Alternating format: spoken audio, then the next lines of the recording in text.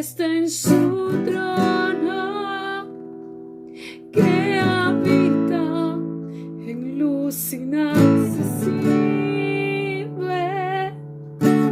Dios todopoderoso, los ángeles le cantan, Dios todopoderoso. Donc Yvette, c'est ce que je vous avais demandé. Vous savez que c'est rare de trouver une nationalité équatorienne. Elle l'est. Elle est équatorienne. L'église de Beau-Samaritain est internationale, on a tous les pays. Donc. Vous allez voir, ça ne change pas beaucoup de Karim. Point de vue hauteur. Ils sont quasiment à la même hauteur. Mais ce qui compte, c'est la force de l'esprit qui est en chacune d'entre nous. Hein? C'est pas vrai? C'est ça qui fait fuir l'ennemi. Ma soeur, bien. On peut faire un petit témoignage.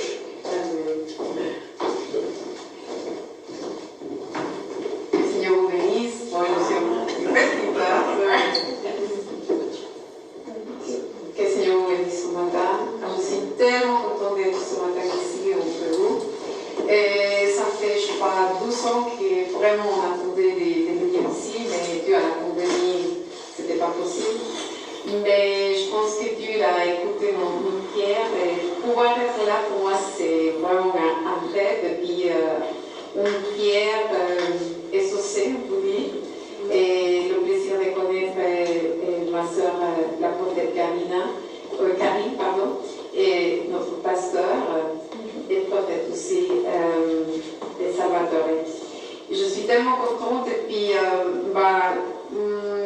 quand le pasteur m'a dit que j'allais témoigner, c'était déjà quelque chose que le Seigneur m'a confirmé. Parce qu'il m'a dit, tu vas aller témoigner. Et quand le pasteur m'a dit, tu vas témoigner, ce que tu veux, et surtout, si tu veux parler de ton passé, vas-y. Alors je me disais, mais Seigneur, tu es en train de me confirmer, de me dire ce que vraiment tu as mis dans mon cœur. Et j'aimerais que nous ouvrons les Écritures dans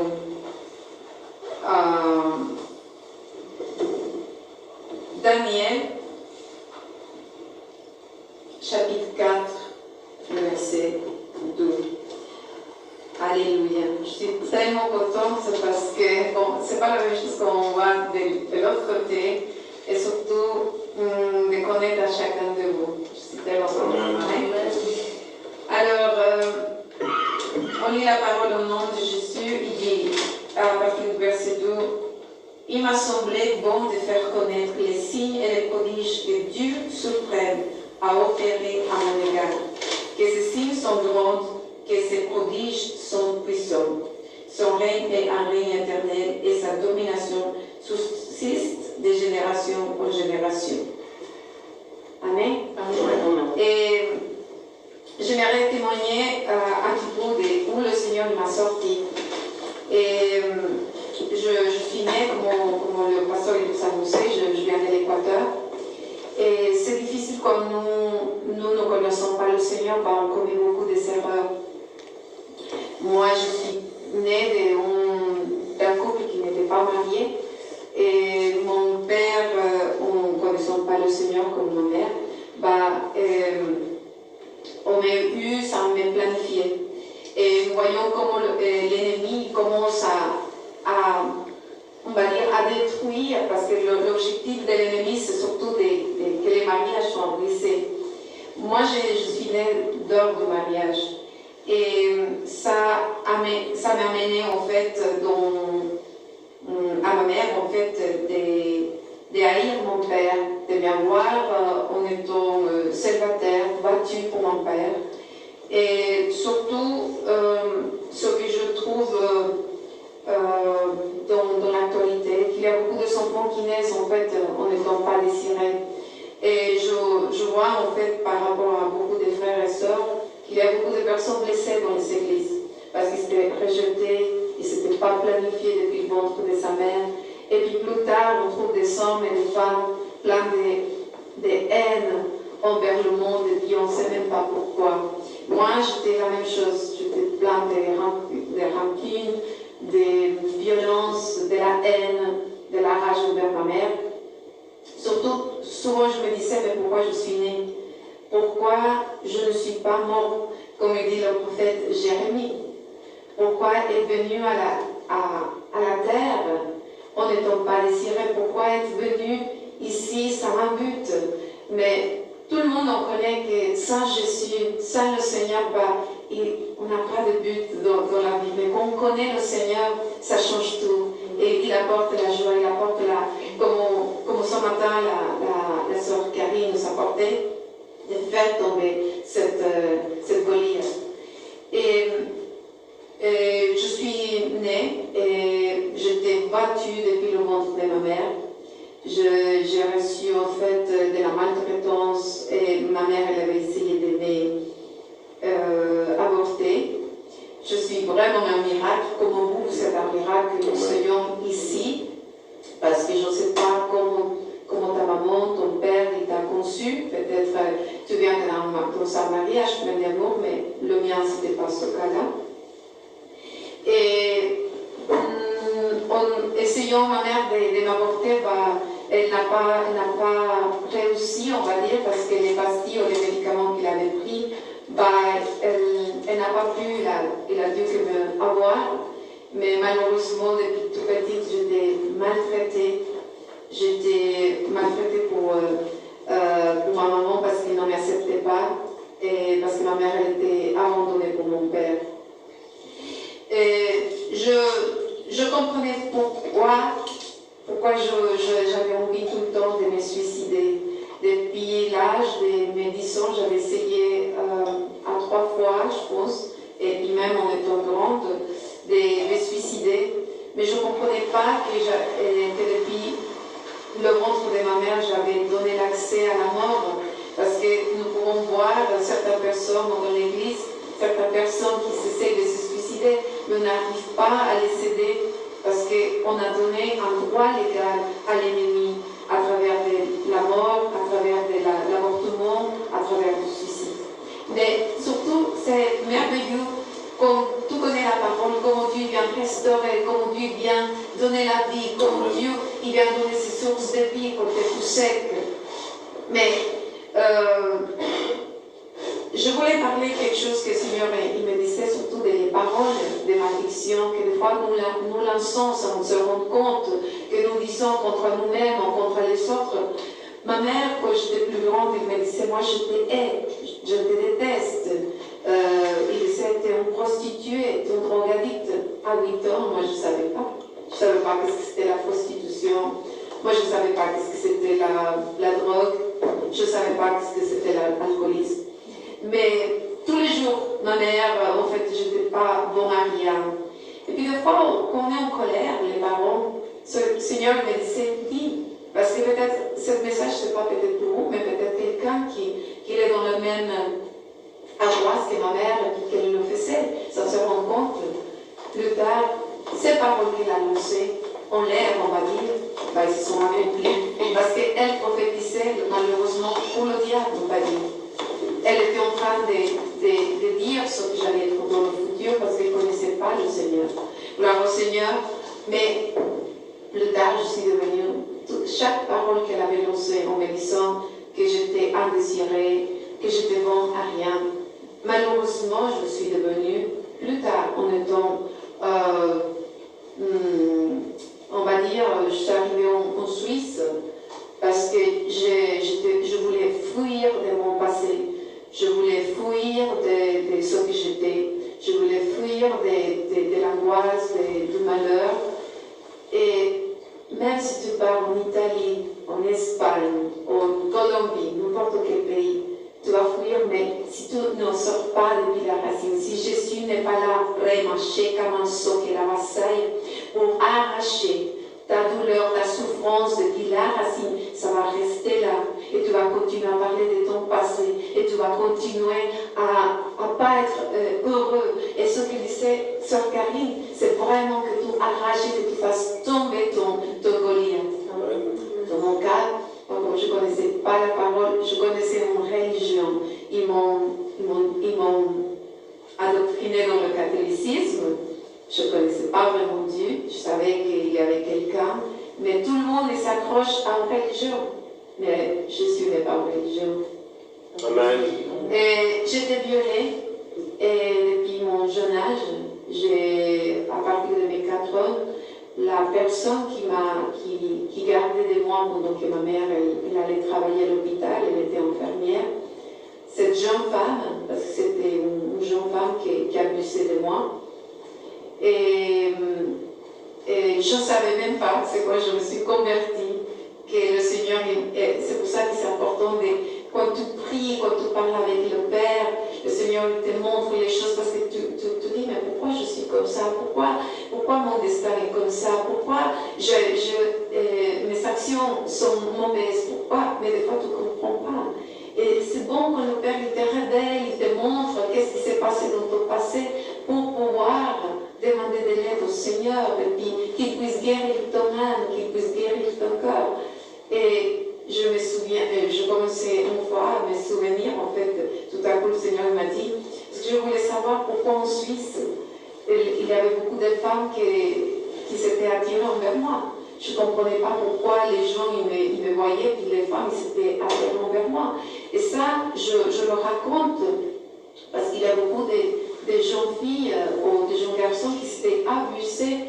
En Suisse, on voit des cas des enfants qui s'étaient abusés depuis une année, 300, et puis plus tard, on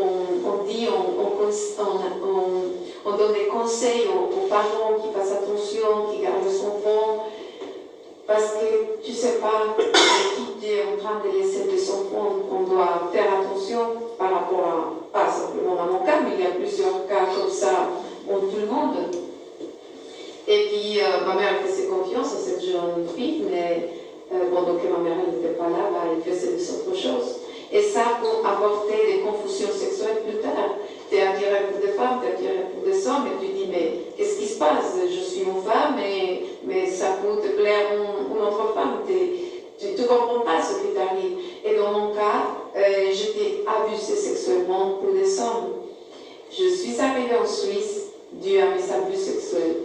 Je voulais arrêter, comme il disait Sœur Karine ce matin, je voulais arrêter qu'ils s'arrêtent déjà les abus sexuels parce que j'étais abusée pour mes voisins, pas pour les gens de ma famille, mais pour les voisins, pour des amis, de l'entourage. Et quand tu es maltraité depuis ton enfance, quand ta mère te frappe avec un balai, avec un poil, il t'insulte, tu as la crainte. Je me souviens que j'avais tellement crainte de ma mère que quand elle me parlait, moi je devais faire ça, ce geste. Et on voit même dans les gens, même dans les églises, qu'il y a encore ça. Et pour moi c'est surprenant parce que des fois, au lieu de corriger nos enfants, on maltraite. Et on doit faire la différence entre la maltraitance et corriger. On peut corriger avec l'amour, avec l'autorité que le Seigneur nous a donnée. Mais dans mon cas, à un moment, elle était aussi battue. Et des fois, on ne comprend pas. Moi, je me présentais, quand j'ai connu le Seigneur, à me plaindre de ma mère, à dire ce qu'il était, puis pourquoi il ne m'aimait pas.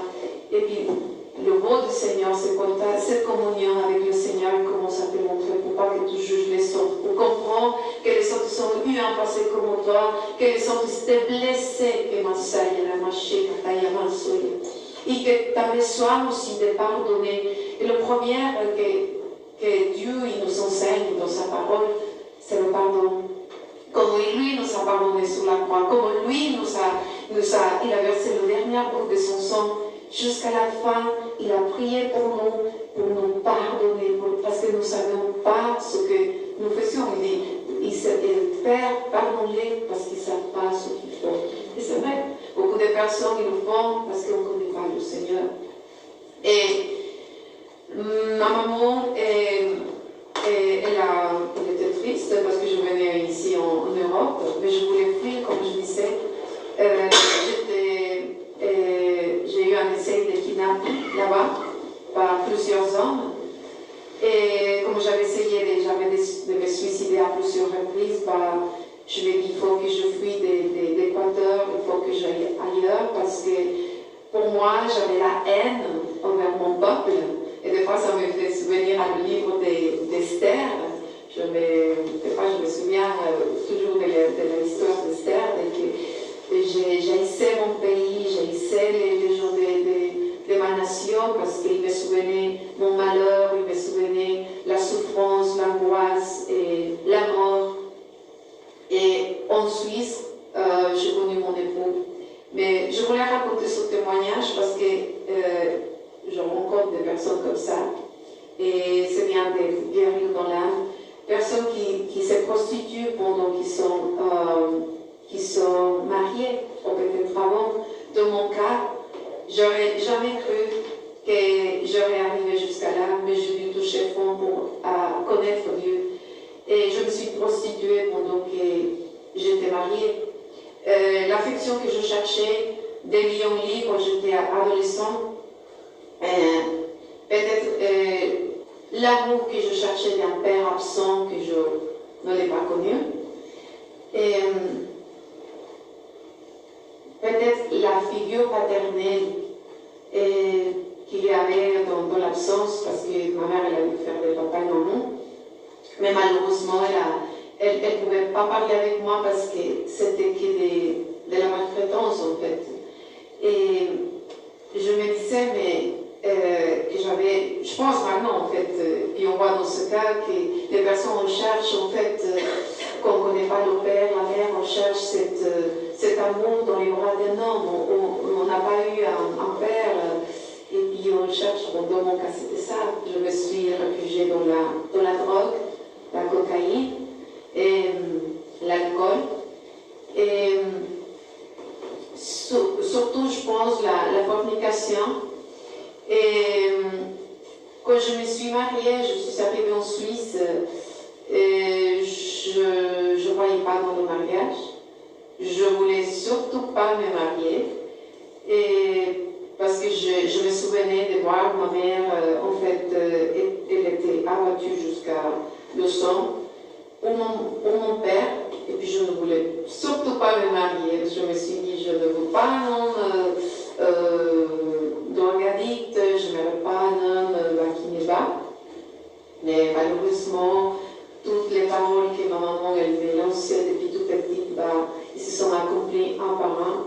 Je suis tombée dans la prostitution, je cherchais du travail, et puis c'était une annonce comme ça, comme je cherchais mon réceptionniste. Moi, je travaillais comme réceptionniste et tout, à l'époque. Et puis, je ne sais pas, je suis arrivée dans ce lieu-là et je ne pouvais pas m'en sortir jusqu'à ce que j'ai dû connaître le Seigneur. Maintenant, je vais plutôt faire connaître comment le Seigneur agit dans ma vie, comment je peux en sortir de là, jusqu'à ce qu'il a pu briser toutes mes chaînes et enlever surtout la souffrance. Parce que je trouve maintenant, là dans le Bon Samaritain en Suisse, on voit des gens qui sont des lesbiennes, des gens qui étaient dans la prostitution et personne ne savait, pas le pasteur, personne. Pendant 30 ans, des gens qui sont malheureuses, et puis des fois quand on commence à prier, le Seigneur me commence à révéler sa vie, et puis je dis, ma soeur, je me dis que tu sois libre, parce que le Seigneur veut que tu sois libre. Et puis voir des personnes qui sont avortées, c'est pas facile. Et je me dis, le Seigneur, il nous a permis, en tout cas dans mon cas, maintenant je sais que le Seigneur m'a permis de passer et arriver jusqu'à toucher le fond pour pouvoir venir en aide de cette personne, parce que je peux passer et je peux surmonter cette douleur due à la grâce de Dieu, grâce au Seigneur. Mais sinon, je ne pourrais pas savoir qu'est-ce que c'est la drogue si je ne l'aurais pas goûté. Et je sais ce que c'est dormir d'or, et puis qu'on est, je sais pas, je prenais la cocaïne par cuillère. Certaines personnes, ils doivent faire des cures, des intoxications. Et moi, je me dis, c'est bon qu'on connaît le Seigneur parce que je peux être désintoxiquée du Seigneur par la grâce du Seigneur, par l'aide du Seigneur. J'aimerais que nous lissions ensemble en Jean, chapitre 1 de Jean, chapitre 3, le verset 8.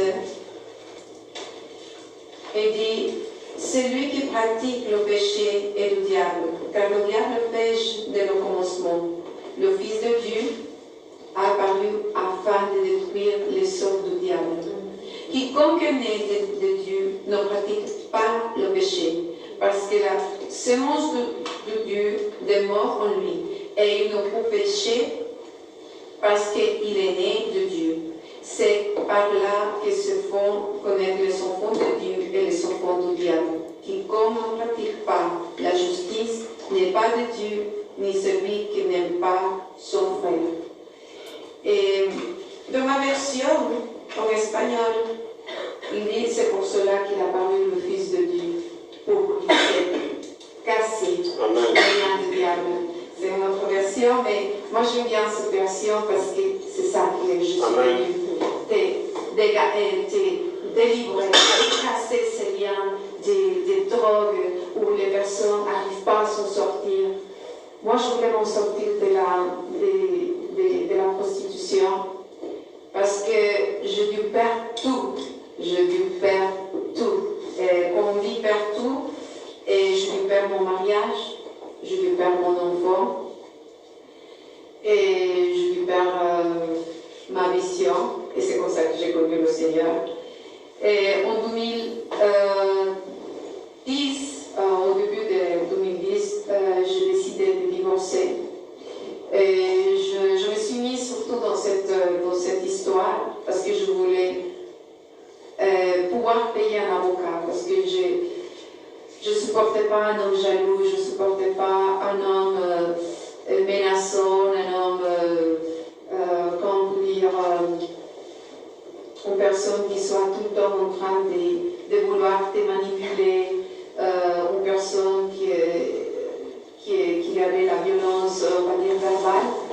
Et je voulais vraiment me séparer gentiment avec mon époux, mais il avait un enfant parmi eux. Et malheureusement, mon époux il a su que j'étais en train de me prostituer. Et puis tout s'est venu en contre moi. Et j'ai perdu tout, j'ai perdu la maison, je suis partie de chez moi. Et c'est grâce à cette situation que je ne voulais pas non plus faire avec Dieu parce qu'ils m'ont prêché quand je suis arrivée. Et ce que je voulais parler, c'est surtout quand nous voyons dans la parole qui dit que le Seigneur, il envoie sa parole et elle va germer un moment à l'autre. Tout se parle, mais c'est dans le temps de Dieu. Moi, ils m'ont annoncé l'évangile ici en Suisse quand j'avais 22 ans. Et je me suis convertie en 2010, à la fin de l'année. Et j'ai perdu ma vision, j'ai eu un glaucome chronique dans mes dessus. Je suis restée aveugle physiquement parce que quand je me raconte mon témoignage, les gens ils pensent que je parle d'un aveuglement spirituel. J'étais physiquement aveugle pendant 5 ans. J'ai perdu la vision. Le glaucome, c'est une maladie chronique et qu'il n'y a pas de guérison pour l'homme.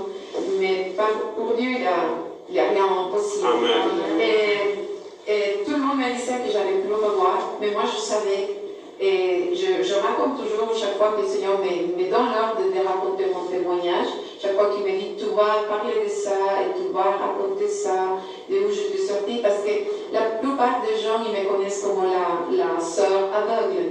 Mais le Seigneur, des fois, il veut que je raconte de mon témoignage, c'est pour guérir l'âme, parce qu'il y a des personnes, comme je disais, ils s'étaient abusés, peut-être pour son propre père, son propre frère, parce que c'est ça qu'on a vu dans l'église en Suisse, qui s'était suivi par la propre famille, pour le propre frère, de l'inceste. Et puis des fois, quand je commence à parler, ils disent « Ah, ma soeur, comment faire ?» Et c'est ça que Dieu veut faire, c'est nous délivrer de cette souffrance, de plus raconter le passé, sinon aller en avance, de connaître notre Dieu, que notre Dieu veut nous voir libres, qu'il veut nous voir chanter avec la liberté, et que Dieu veut nous voir en train de prêcher saine, de que tu es guéri, de que tu ne pleures pas, comme disait ce matin le Seigneur, de que tu ne pleures plus parce qu'il n'y a plus de blessures. Parce qu'il est vraiment fermé, les blessures. Mais s'ils sont ouverts, les blessures de ton corps, tu vas toujours te plaindre, toujours tu vas parler de ton passé remarché comme un saille. Mais si tu es déjà guéri, tu vas parler parce qu'il y a des autres personnes qui sont passées pour ton schéma, mais ils ont besoin d'écouter la parole de Dieu. Ils ont besoin d'écouter que Jésus, il est la solution, et que Jésus a la puissance pour guérir, pour libérer, pour guérir simplement, pas simplement de l'âme, mais aussi, comme dans mon cas, physiquement. J'ai duré 5 ans en étant aveugle et je ne voulais pas toujours avec le Seigneur. Mais le Seigneur il a commencé d'abord à me sortir de l'alcool. Et je pratiquais pas mal de la sorcellerie, de la voyance. Et je voulais aussi savoir, comme je disais, c'est ça le mot du Saint-Esprit qui nous parle. Parce que j'ai pu enfin comprendre, c'était pas malheureusement un pasteur ou quelqu'un qui s'assied avec moi parce que je ne savais pas si j'étais folle, je voyais des choses, et puis je disais mais c'est quoi ça? Et je voulais savoir pourquoi j'étais abusée. Et le Seigneur, le Saint-Esprit me dit, je vais t'expliquer, et puis de connaître que ma mère était abusée sexuellement, ma grand-mère était abusée sexuellement, à connaître ce que c'est les liens héréditaires, les liens de malédiction, et puis pouvoir les briser, et puis que Dieu t'élève pour que tu puisses prendre le courage comme un guerrier, pour briser cette lien, pour qu'il ne part pas dans ta prochaine génération, dans tes enfants, pour qu'il ne touche plus l'ennemi de son enfant, sinon que tu puisses te relever comme un guerrier et tu puisses dire non, tu ne touches pas ma famille, tu ne touches pas mes enfants, au nom de Jésus. Et dans mon cas, je vais apprendre à me battre contre l'ennemi, à comprendre aussi pourquoi la mort il me suivait.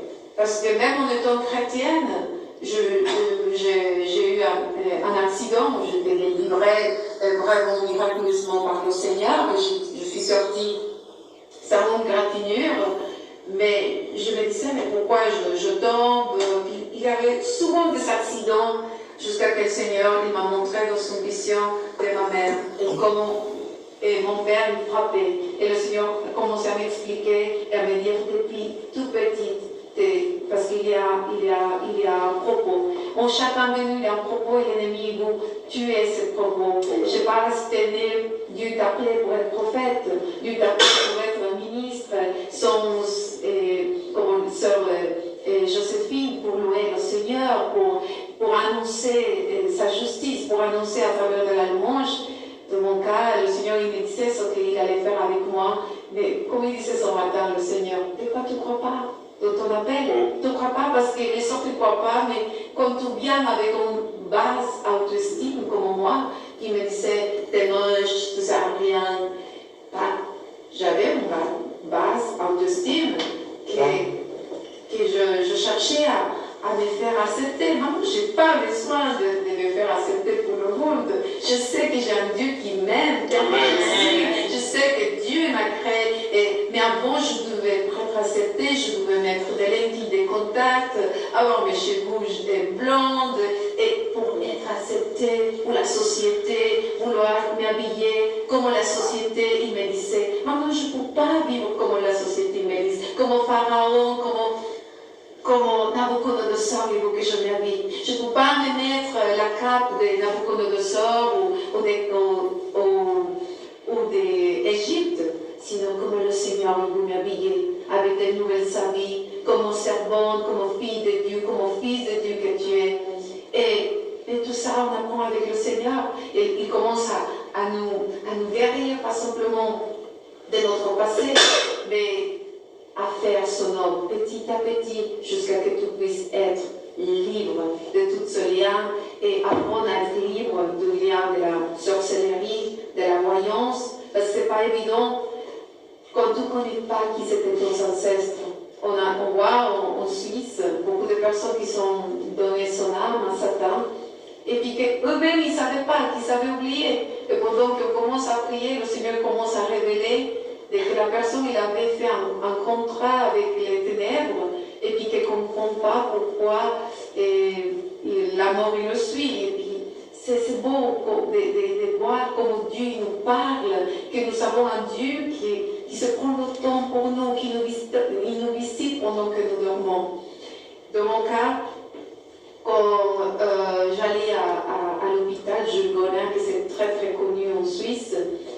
un des meilleurs hôpitaux en Europe, parce qu'il vient de tous les pays. Il disait, mais madame, comment est-ce que Dieu vous a dit que vous allez guérir? Je dis, j'ai vu le Seigneur, je ne comprends pas, parce que je ne voyais pas les personnes, ni les objets, ni les choses, je ne pouvais pas lire. Mais le Seigneur, il me permettait de voir, mais je me disais, je crois que je suis folle, je crois que c'est mon imagination, et tout. Et puis, des fois, je parlais avec des sœurs, parce que j'avais peur qu'ils me jugent que j'étais folle. Je disais, tu sais, quand on est à l'église, je vois des pieds, je vois des sandales, et je vois un homme qui rentre, et puis je dis, c'est beau, mais je ne sais pas qu'est-ce que c'est. Et petit à petit, il comprend que c'était des visions, c'est la présence du Seigneur. Et j'avais expliqué ça à l'hôpital, et les gens ils croyaient que j'étais un petit peu folle. J'ai dit, le Seigneur, il m'a dit que si je croyais, j'allais voir sa gloire, et que je vais guérir de notre corps. Un médecin qui était musulman, il s'est converti. Parce qu'il m'a dit, vous savez, ma soeur, parce qu'il s'est converti. Parce que je commençais, je voulais tellement quand j'ai reçu le Seigneur, quand je me suis convertie, je ne me suis convertie pas dans son église, je l'acceptais par téléphone. Et je n'aurais jamais, par mon caractère, que j'étais tellement rebelle, je ne pense pas, parce que les gens ils disaient, viens à l'église, je disais, non, j'ai ma religion, je suis catholique, apostolique et romaine. Je ne savais même pas ce que je disais, mais j'étais catholique, romaine, apostolique. Mais jamais, je ne voulais pas un compromis avec le Seigneur. Mais quand mon soeur il m'a dit, écoute, Dieu peut te guérir dessus. Il va t'essayer tout et t'as touché le fond. Elle ne m'a pas révélé forcément ce que j'avais fait, mais il m'a dit, t'as touché au fond, pourquoi tu me donnes l'opportunité? Je dis, bon, d'accord. J'acceptais par téléphone.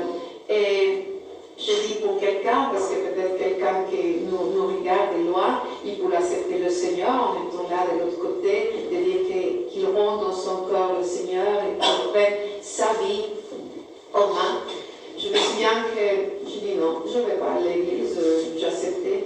Mais cette famille ou cette couple, ils sont venus vers moi pour prier pour moi. Et c'était la première fois que je voyais vraiment comment c'est marqué dans la parole, un Père qui t'aime, un Père qui a soin de toi. J'ai vu un homme qui m'a serré dans les bras et je commençais à pleurer après des années que je ne voulais plus pleurer. J'étais, comme je disais, vraiment pleine de haine, de colère contre la société, contre tout le monde. Et sentir les bras des papas, sentir les bras du Seigneur, c'est le plus merveilleux. Et plus tard, le Seigneur m'a parlé, il m'a dit, va à l'église. Je dis, quoi? C'est qui lui parle? Va à l'église. Où la sœur est invitée, va. Et je commençais à permettre que le Seigneur travaille dans mon corps. Et 5 ans sont écoulés et j'ai pu être guérie de mon glaucome. Je vois à 100%. C'était un miracle. Parce que comme ils sont regardés dedans, ils sont faits des photos, c'est comme des tissus déchirés. Mais je ne comprends pas comme je vois. Je n'ai pas des iris dans un œil gelé, dans l'autre non. Mais ni moi, ni les médecins ne comprennent pas comment je peux voir. Mais je sais que la promesse que le Seigneur m'a dit, tu vas voir si tu crois en moi. Tu vas regarder. Et plus tard, parce que c'est une église apostolique, c'est une église prophétique, et des guérissons surtout. Et je ne sais pas si vous connaissez, vous avez entendu la maladie des fibromyalgie. J'ai passé après monsieur par la fibromyalgie. À cause de ma débauche, ma vie de débauche, j'ai eu un papillomavirus humain, on dit. Et j'ai eu aussi l'hépatite C. Je connais le Seigneur, ce que je voulais, c'était monsieur. Je priais tout le temps, c'était pour monsieur. Mais d'abord, le premier miracle que j'ai reçu dans ma santé, c'était l'hépatite C. Parce que les médecins m'ont dit que c'était grave, c'était une maladie vénère due à ma vie de débauche. Nous voyons que le Seigneur il continue et qu'il est vivant, il continue à guérir. Des fois, c'est nous de croire, comme il disait le Seigneur parmi notre sœur Karine. c'est à nous de croire vraiment que tu vas vaincre la maladie, vraiment que tu ailles loin et que tu laisses le Seigneur qui arrache les racines de la haine, et lui, il va commencer à mettre sa semence d'amour envers les autres. Moi, après ma conversion, la première chose que j'ai fait, à part que le Seigneur m'a arrêté la drogue, l'alcool et toutes les addictions, c'était le pardon à ma mère, de me pardonner à moi-même. Et je pense que c'était le plus difficile. Je ne comprenais pas, parce que c'est le Messie que je veux me pardonner à moi. Je sais comment me pardonner à moi, si c'est moi la victime, si c'est à moi qui m'ont fait, si c'est moi qui je suis, surtout pardonner. C'est bon l'amour de Dieu, parce que quand il te parle dans le secret, il dit tu dois pardonner à tes agresseurs, à ceux qui t'ont abusé sexuellement, à celui qui t'ont suivi des malheurs, des maltraitances. Parce que tout le temps, c'était jour et nuit de voir les maltraitances de ma maman, de me dire ah, pauvre de moi, j'ai jamais été aimée, oh, pauvre de moi, je n'étais pas désirée, oh, pauvre de moi, et tout le temps avec larmes. Mais quand tu as vraiment le pardon, tu dis je pardonne ma mère. Et moi, j'ai eu une très belle histoire avec ma mère. Après que j'ai connu le Seigneur, par rapport à mon témoignage, mes parents ils sont venus, ils se sont convertis par ma conversion. Parce que ma mère, au téléphone, j'avais plein d'elle, même au téléphone, je voulais parler avec personne, j'étais tellement agressive que ma mère l'a dit, elle est en train de se droguer, mais fort, parce qu'elle parle très doucement, parce qu'elle dit bonjour maman, elle dit c'est grave, elle est en train de toucher des drogues plus fortes. La drogue que j'avais goûtée, c'était Jésus. La drogue que j'avais goûtée, c'était la parole de Dieu. Je l'écoutais parce que je ne pouvais pas lire à l'époque. J'écoutais, puis la foi a commencé à montrer à travers de la parole que j'écoutais par audio. Mais ma mère, elle est venue pour constater si vraiment j'étais aveugle. Et là, elle pouvait dire vraiment ce Dieu qui est en train de faire un travail, parce que le pardon. Et je suis venue surtout dans cette église parce que je voulais remercier à toute la congrégation du Bon Samaritain. Parce que pendant que j'étais en Équateur, vous m'avez soutenu spirituellement dans la prière. Et comme vous savez, ma mère elle était morte de cancer. Et je suis allée là-bas, mais j'étais super contente de l'opportunité que le Seigneur m'a pu donner d'être avec ma maman, parce que elle est partie avec le Seigneur, et on a pu avoir 10 ans depuis le temps qu'il s'est converti, que moi je me suis convertie, de connaître le Seigneur et savoir surtout où il va reposer ton âme, et de pouvoir conduire des âmes au pied du Seigneur, que c'est le plus important. Et je voulais être le plus vrai dans mon témoignage, mais surtout de dire que le Seigneur il a la puissance pour changer toutes les souffrances et toute maladie.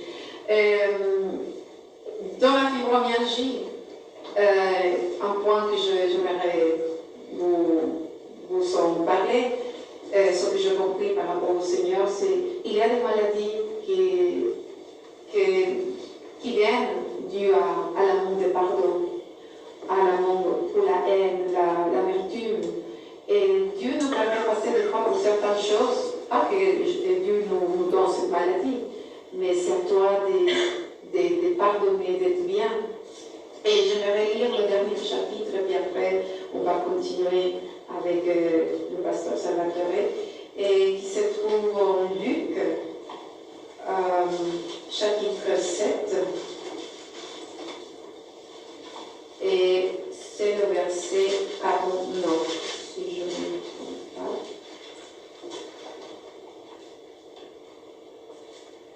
C'est 49. Là,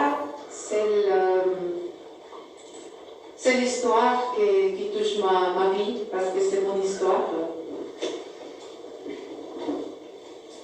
Et à partir du 49, ceux qui étaient à table avec lui se mirent à dire en eux-mêmes, qui est celui-ci qui pardonne même les péchés? Mais Jésus dit à la femme, ta foi t'a sauvée, va en paix. Nous voyons pour cette histoire de la femme adultère qui a dû verser son parfum au Seigneur. Quand tu rends vraiment toute ta vie au Seigneur, il va y avoir des changements. Et tu vas vivre une vie vraiment avec le Seigneur. Et il va te faire tourner la page de ton histoire. Il va essuyer tes larmes. Pourquoi? Parce que si tu le permets au Seigneur de qu'il essuie ses larmes et qu'il vient vraiment te guérir. Dans cette histoire, je la raconte tout le temps parce que je me sens cette femme de l'histoire elle était adultère, elle était pleine de péchés, mais le Seigneur l'a pardonnée. Il dit à celui qui pardonne beaucoup de péchés, il était pardonné. Et des fois qu'on a beaucoup de péchés, peut-être qu'on sont moins pardonnés. Moi, je pense que l'amour de Dieu est immense. Il te pardonne même si tu as des petits péchés, peut-être autant comme moi. Et j'espère que les personnes qui nous voient soient guéries de l'âme. Et le Seigneur, surtout, il nous relève à chacun de nous, comme dit le prophète Jérémie, dans le chapitre 1, qui nous a relevés pour arracher, pour abattre, pour défaire les sorts de l'ennemi. Et puis les forteresses que des fois ils sont là. Amen. Ici. Et c'est ça que nous devons, la mentalité, nous devons nous aligner à la mentalité, à l'esprit, à les pensées de Dieu. Et des fois, on veut s'aligner à ce que dit le monde, mais aligne-toi plutôt à les pensées de Dieu. Amen. Pour que tu sois vainqueur. Et surtout, ici, ce que je dois apprendre à dériver ou détruire cette forteresse ici, mentale, que c'est le plus dur. Alors, il ne m'aime pas. Non. Amène toutes les choses au pied du Seigneur. Des fois, on ne comprend pas pourquoi les choses ils arrivent, mais tout a un propos et tout est pour le mieux. Amen. Que le Seigneur vous bénisse. Amen. Je suis contente que le Seigneur m'a permis d'apporter un petit témoignage et une histoire de bénédiction. Que vous bénisse. Amen.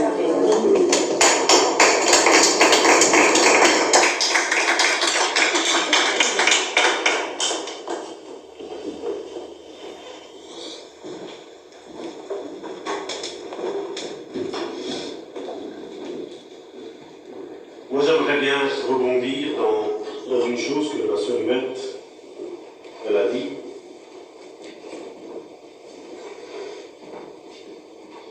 Vous avez tous entendu son témoignage, n'est-ce pas?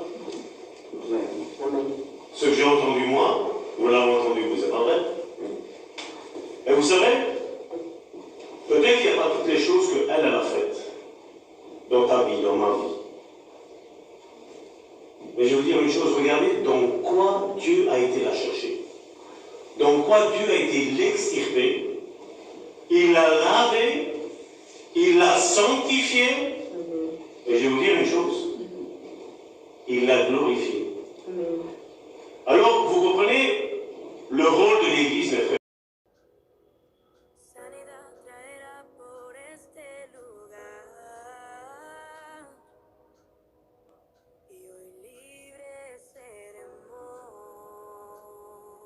Quiero contarles mi testimonio. Estuve ciega durante 5 años debido a un glaucoma crónico en el cual los médicos me dijeron que nunca volvería a ver. Ni la ciencia ni los médicos podían porque había perdido a 100% la visión, ya que estaban destruidas mis córneas. Pero el Señor Jesucristo vino a tiempo y Él me dio la vista otra vez. Tuve un milagro donde puedo mirar a 100%, pude volver a trabajar, a conducir, lo que los médicos me decían que nunca podría volver a ver, pero mi Señor Jesucristo, Él hizo un milagro en mis ojos, donde hubo 8 operaciones en cada ojo sin tener éxito en ninguna operación. El Señor Jesucristo hizo un milagro en mí.